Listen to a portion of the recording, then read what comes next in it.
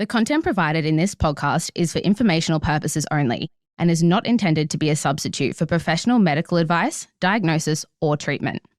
Always seek the advice of your doctor or other qualified health professionals with any questions you may have regarding a medical condition. Never disregard professional medical advice or delay in seeking it because of something you have heard on this podcast. Welcome to Season 2 of Life on the Level, a podcast brought to you by two young Aussies living with type 1 diabetes, Isabella McGee and Sebastian Harris. Joined by special guests, it's real stories from people who get it.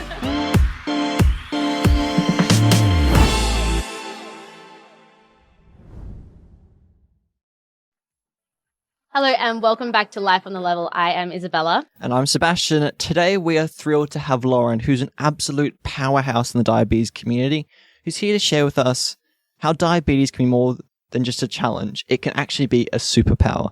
So welcome to the podcast, Lauren. Thank you so much. It's great to be here. We are so excited to have you on the show. And to kick things off, could you tell us a little bit about yourself and your journey with type 1?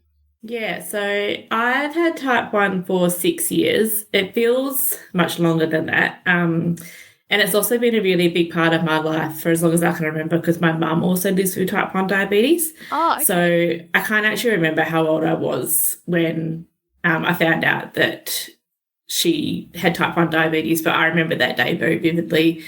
And it certainly changed things a bit, kind of grew up quite quickly then, became quite heavily involved in I would quickly detect when she was having a hypo, was helping with managing the hypos and stuff like that.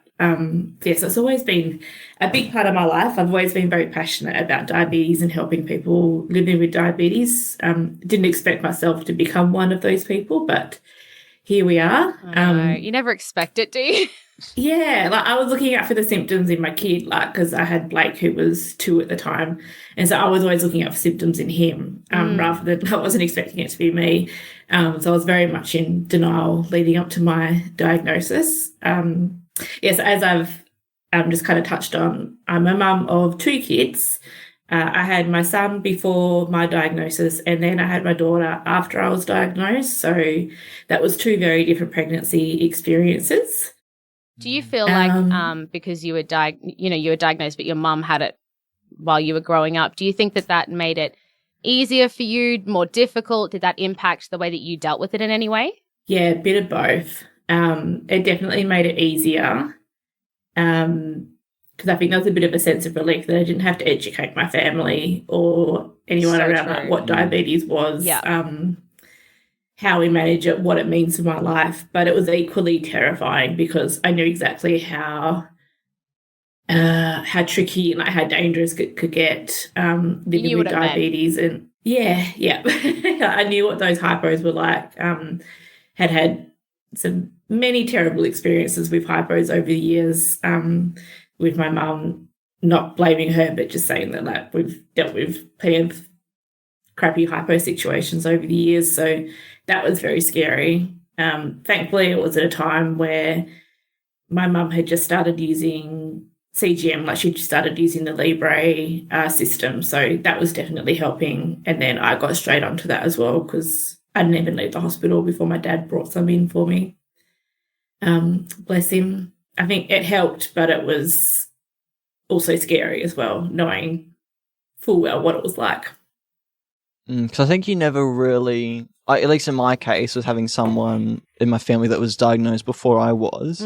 You never have that true understanding of diabetes until you're actually diagnosed with it yourself. Yeah. And it's one of those really tricky things. And do you think that you found that you became closer with your mum because you both had diabetes? How's that to manage with both of you having it? Yeah, I think you're right. As much as living with someone with diabetes, I had a pretty good understanding of what it was going to be like. It absolutely doesn't prepare you for actually living with diabetes, and everyone's different, and we know that every day with diabetes is different, and I think it definitely made me appreciate and give more patience around the hypos and things like that, that full appreciation of it's not her fault that these hypos are happening.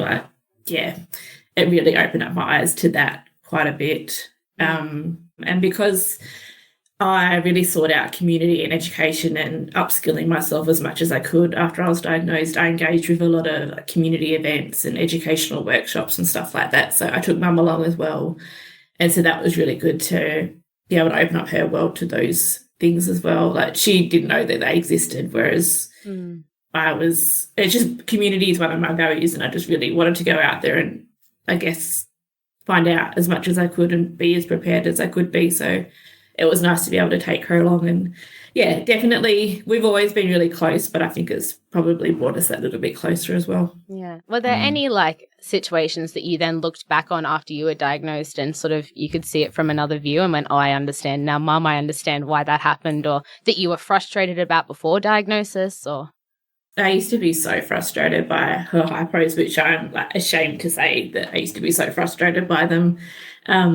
But now I just have a whole new appreciation for, it's absolutely not her fault. It's not anything that she's done wrong. Not that I think I ever really thought that, but just it really does give you that appreciation for how hard life is with diabetes, and managing it every day, and doing it with kids, because I have a sister as well, so she's doing it with 2 kids. And I remember having a conversation with my auntie one day, she's not actually my auntie, she's my mum's best friend, but she said that diabetes got harder and the management got harder for her after having the kids, which I can totally appreciate, being a mum myself. I really feel awful that I used to get so frustrated by the hypos and that, but totally new appreciation for it, and can definitely understand why some things happened now.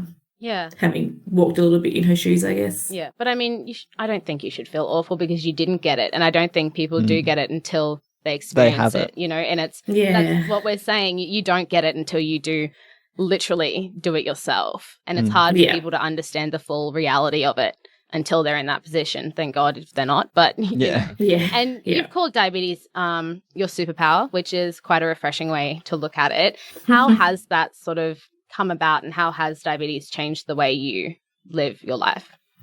Yeah, it's changed my life in so many positive ways. The biggest one would be my career change. I work in a job now that I absolutely love. I feel like it's not work. It's just, I love it so much. I work with the best bunch of people. I get to give back to the community so much. I experience things that I never would have dreamed of experiencing. And it's been amazing. It's also, I think I touched on this before, it's exposed me to the diabetes community and the services that my mum wasn't otherwise aware of. So when I discovered that they existed, I took Mum along with me, and I remember we left an event one night. It was about diabetes and exercise, and she kind of turned to me and said, where were these people back in my day? I was I don't know if they were around or maybe they weren't, but at the end of the day, she was now accessing that information and being able to learn about it and able to try new things because she had these resources and tips and strategies to try. And so it sucks that she hadn't been able to access it sooner. For whatever reason, but at least she was able to access it now. And also, kind of on that same note, I found my amazing credentialed diabetes educator, who I also got my mum onto. And Mum had previously never really seen a diabetes educator. She always just saw her endocrinologist.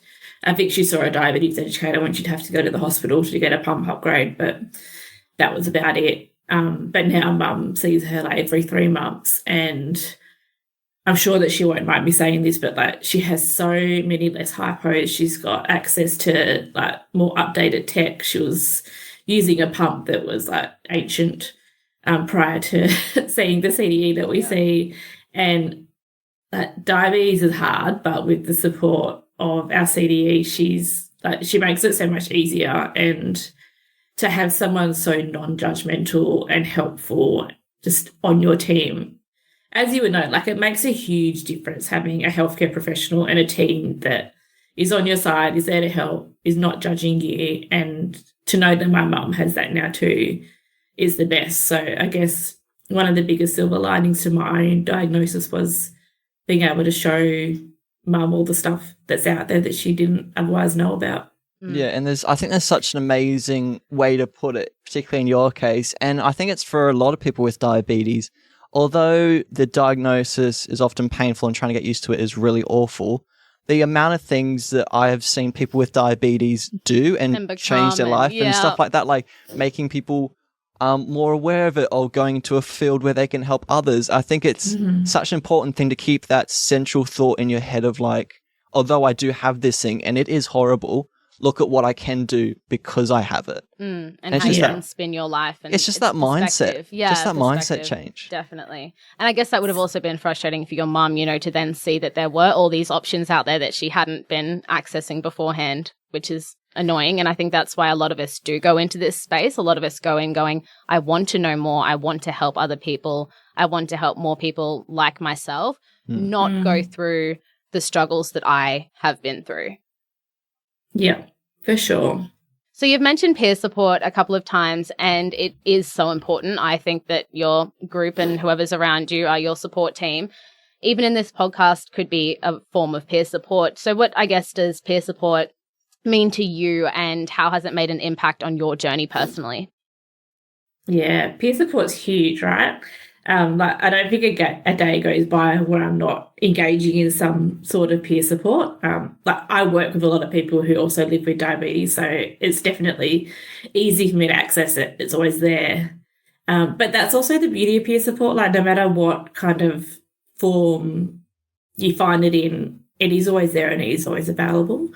Like we don't always have access to our healthcare team or like our CDE, stuff like that. And I feel like sometimes they don't have the answers that we need, but our peers often will, or they can direct us in the right direction. Like there's Facebook groups, there's obviously this podcast, there's other podcasts, there's educational workshops and community events and stuff that people can go to and meet other people who live with diabetes as well.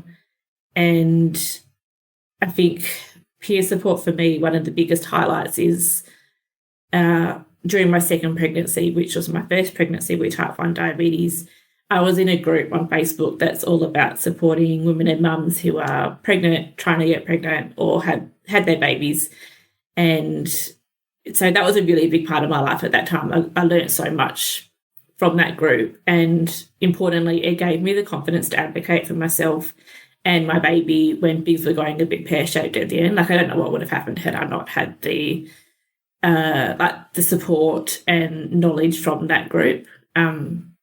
Yeah, definitely credit to that group for helping me during a very tumultuous pregnancy. Yeah, things definitely went a bit pear-shaped at the end, and I had to advocate to get the access to the healthcare team that I needed and to get things moving along as we needed to. So, yeah, without, I don't know, just people sharing their stories, the knowledge and experiences that people had, I would have been lost without that group during that pregnancy, especially given it was only a couple of years after my diagnosis as well. So, yeah, that group was huge. What did you find different between, because you experienced pregnancy with and without type 1, what were the differences for you, and what did you find was more difficult having type 1? Everything. Living? Yeah. It was, I think it's because the target ranges for when you're pregnant are quite tight, and you're monitored so closely by your healthcare team during pregnancy. And because we have amazing technology like CGM, there's literally like only the 2-hour warm-up period every 10 days where you're not being judged for what your numbers are. Like they can see everything. And while they were wonderful, it was just hard knowing that every minute of every day, like my levels were being monitored and watched. And I knew why they had to be, totally appreciated that. But it was just, yeah, it was hard. Yeah. Yeah. And there was a lot more appointments. There was more scans, which was fun because I got to see the baby more. And more stressful because just, you know, it's I think it automatically becomes a high-risk pregnancy. But, yeah, kudos to that group. And one of the things that obviously you're talking about with peer support is understanding how important it is. And I know that there's this kind of thought about diabetes is an individual disease. And while that may be true for those of us that live with it, the importance of having people around you, even if they don't have diabetes, is so crucial. And I think there's a bit of a stigma surrounding it because I think people aren't willing to reach out for help. So how important is it for you, in your case, that you did reach out for help? And how do you go about breaking down the stigma surrounding peer support and stuff like that? Yeah, the stigma with diabetes is huge, isn't it? From a personal perspective, I try to be quite open and honest about the literal highs and lows of living with diabetes, but it can be a tricky one to balance with also trying not to be too negative about it. But I always say, like, when I'm sharing something on my socials or something, that I'm not sharing for sympathy. I'm trying to just raise awareness of what it's like to be living with diabetes, but also then I try not to do it too much because I could share all day, every day. And like it's draining living with diabetes. The mental burden of diabetes is huge and no one gets that like someone else living with diabetes does. So it can be hard to share with people who aren't living with diabetes and kind of have them appreciate it and get it without being too like negative Nancy about it all. But yeah, I think it's important to share that stuff because I think the awareness and the education potential from that is really key around breaking down some of the stigma associated with diabetes.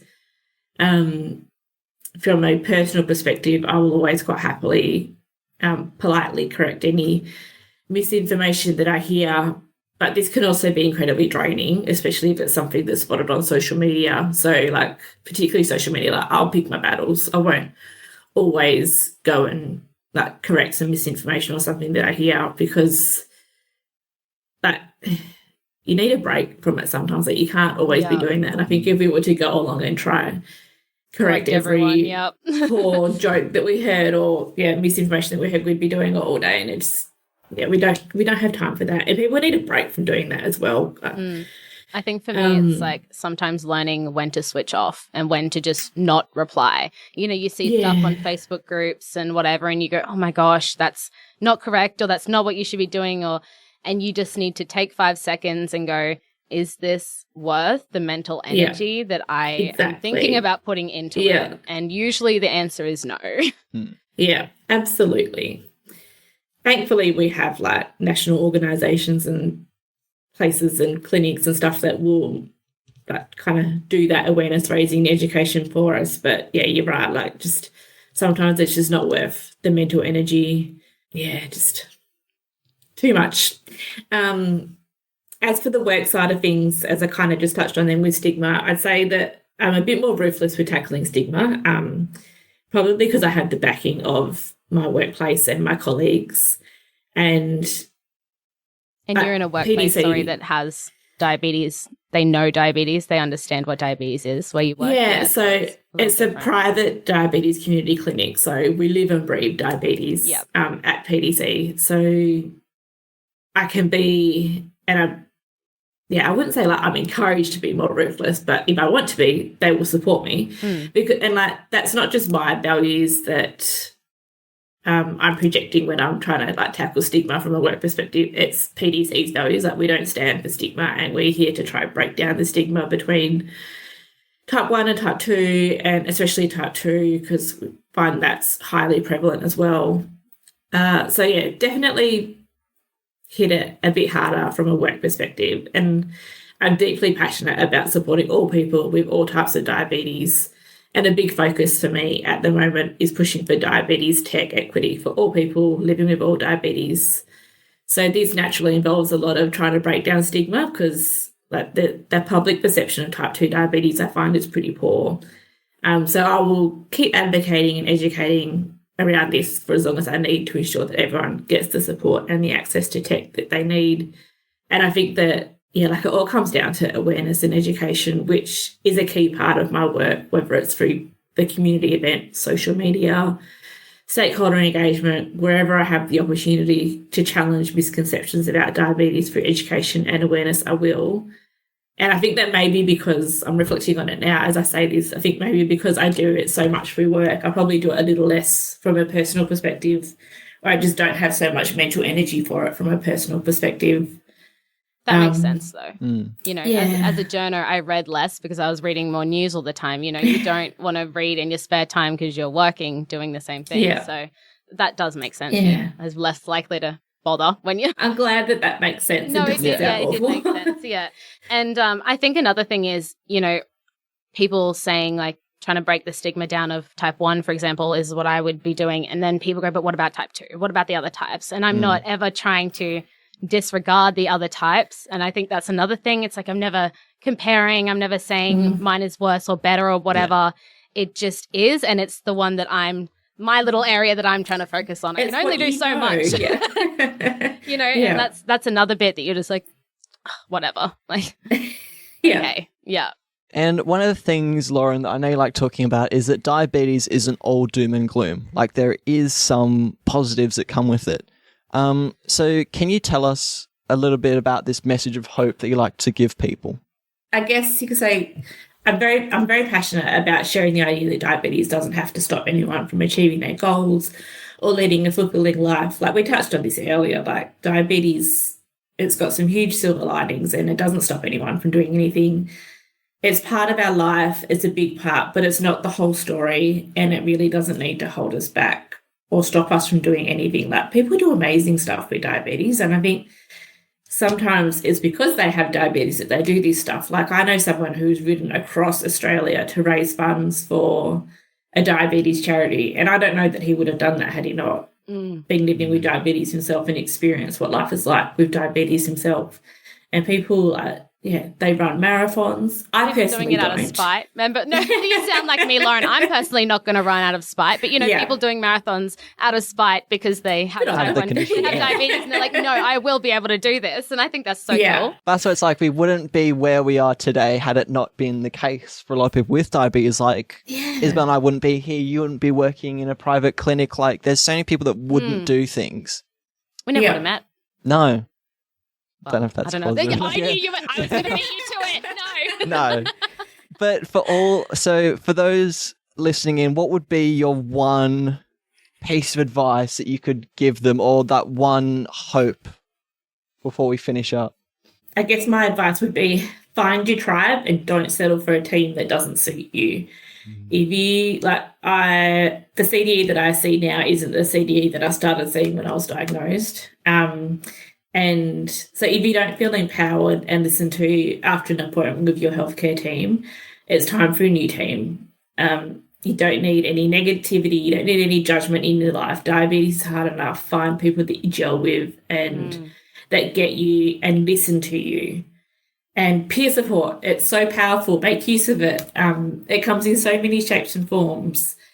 And again, because it comes in so many shapes and forms, find the right kind of peer support that suits you, because there's lots of options out there. So if you meet a group or you meet some people who they might have diabetes, yes, so that's a big tick, but if you just don't gel with them or the values don't align or, whatever it is, there's plenty of other options out there. I think that is a really I guess it just comes down to find your tribe. Yeah, because a lot of people just sort of go, this is my health professional team, this is what I'm with, this is what I've got, and they just sort of deal with that. But you can... Yeah, there's actually so many options out there. So, yeah. And even if people, if finances are a thing and so they might be going, through the public system for whatever reason, whether it's finances or not, for their healthcare team, they could choose to maybe, see, I don't know, 50% of their healthcare team publicly, 50% of their healthcare team privately, or just one person privately, so like a CDE privately and the rest of them, that endo, they might see through the public system. Just there's so many ways to do it. So just, I guess experiment, shop around, don't settle for something that you're not happy with, because I feel like I don't think a cure is coming in the next 5 years. So I feel like we're stuck with diabetes for a while. So, find a team that suits you. Find your tribe. Well, thank you so much for joining us today, Lauren, and sharing your incredible story. Thank you for having me.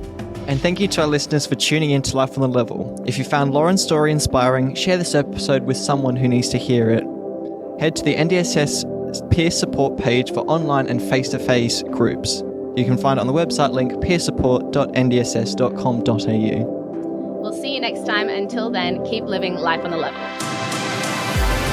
As we wrap up another episode of Life on the Level, we want to thank you for being part of the supportive community. Your stories, questions, and just being here fuel our mission to offer meaningful support and education to people living with diabetes. Keep the conversation going, stay connected, and remember, together, we're stronger. Don't forget to follow the show to hear more wherever you listen to your podcasts. This podcast is brought to you by Diabetes Australia. We are leading the fight against Australia's biggest health crisis, working towards a future where diabetes can do no harm. Diabetes Australia acknowledges Aboriginal and Torres Strait Islander peoples as the traditional owners and custodians of this country. We pay the utmost respect to them, their cultures, and to their elders, past and present. We extend that respect to the Aboriginal and Torres Strait Islander people here today. Diabetes Australia is committed to improving health outcomes for all Aboriginal and Torres Strait Islander people affected by diabetes and those at risk. All experiences and opinions described in this podcast are of those of each individual guest. Your experience and management may be different.